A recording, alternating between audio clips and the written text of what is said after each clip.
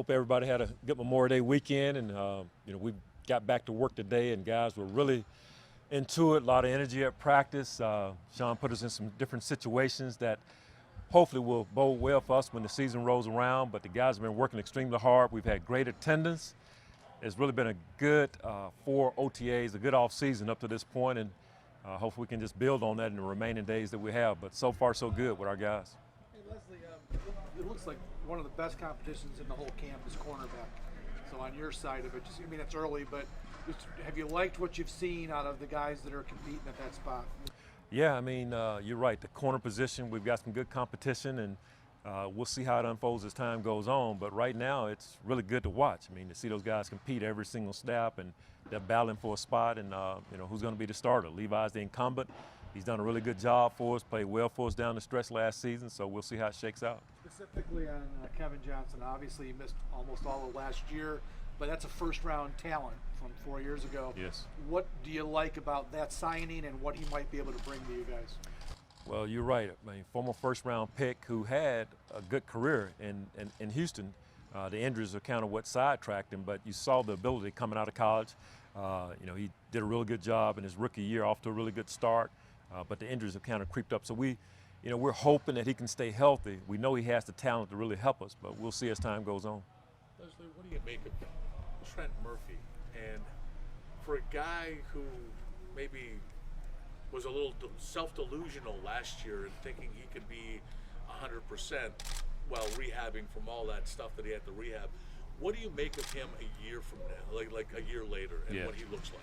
I've told him a few different times, John, as we've gone through some drills here in the OTAs, how different he looks. And of course, last year at this time, he was, like you said, just coming off the injury and the surgery and really kind of feeling his way. But the confidence, the movement, everything looks so much better. And so we're hoping that just continues as we get further along. But he's a different player, and you would expect that coming off the type of injury that he had. And as his confidence grows, and the fact that he's more comfortable with what we're doing on defense as well, all that helps. And but he looks really good. He's come a long ways from a year ago this time. Was there an expectation last year? I know I've talked to some people that this was going to be a 2-year thing, that you couldn't really expect Trent Murphy to be Trent Murphy, that what he did 2 years earlier last year. Was that?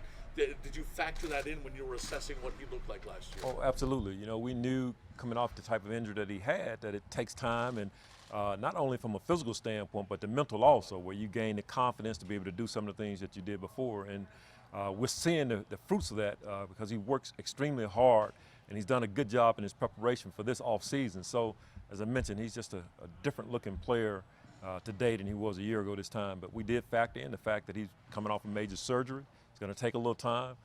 Fortunate for us, he was able to give us some snaps during the season, and that'll help us going into 2019. Leslie, what are your early impressions of Ed Oliver and what he can mean for this defense? Ed's done a really good job up to this point. I don't think it's been overwhelming for him. With the meetings, along with what we're doing on the practice field, you see his quickness, you see his burst. And as he continues to get a better grasp of what we're asking him to do on defense, I think you'll see more of his athleticism as well. But up to this point, we've been impressed with what we've seen, and we'll just keep watching this maturation over the next few months. Did you have a pretty big smile on your face on draft night when he gets to number 9 and he was there? Absolutely, because we went through so many different scenarios with Brandon and his staff, the scouts, and some showed that he would be there, some showed that he wouldn't be there, and you're like, man. And so you're sweating, right up to the point where he's still there at 9. And so it was a lot of high fives in the defensive meeting room when he was there at 9. It was great for us. What kind of learning curve, you touched on it a little bit, what kind of learning curve is there for Ed in trying to get up to speed with some of the veterans? And how much does it help having Starr line up next to him, a guy who's been around and seen it all? Yeah, the learning curve part for Ed is it's not only picking up our system and grasping that, but coming to the National Football League as well. So, Josh, for instance, one of the things you got to be able to deal with is this locker room is just so different than what he came from the University of Houston. The competition is so different. So there's a learning curve when it comes to that. There are some guys that can match up a little bit better than some of the people that he played against in college. So you got to be able to get through that. And then you throw in what we're doing from a defensive standpoint. That's a different scheme than the scheme that he came from, being able to grasp that and be able to go out and play fast. So you need a guy like a Star or even a guy like a Harrison who's gone through it just a year ago to kind of talk to you, help you to get through some of those days where you're starting to wonder, man, am I going to ever get this? So you need that. And so we're fortunate to have some veteran guys in that defensive meeting room to help him along the way. I know it's early. What differences have you seen in Tremaine on the field now as opposed to his first steps here just a year ago? Probably the biggest thing, John, and Bob Babbage and I were talking about this, the confidence. I mean, it's extremely high now. You see it in the way he communicates.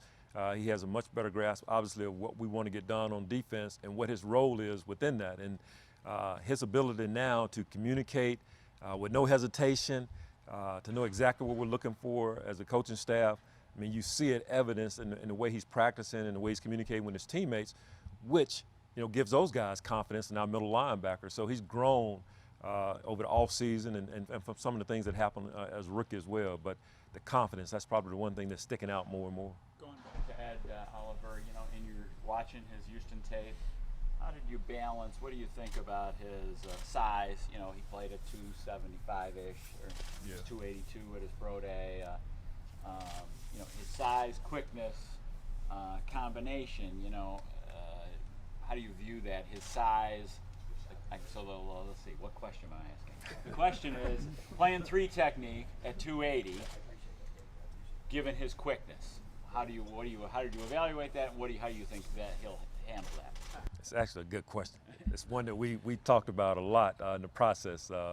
Beer Tillink, our defensive line coach, as you know, we had a lot of conversations about transcending from college football at 280 pounds to the National Football League as a 280-pound 3 technique in our scheme. And for us, we don't necessarily feel like we have to have a 300-pounder or a real heavy guy at that position. We need a guy with great quickness, great get-off, that has strength and athleticism, and Ed has those qualities. So he had a lot of the things that we were looking for the position. He's so explosive.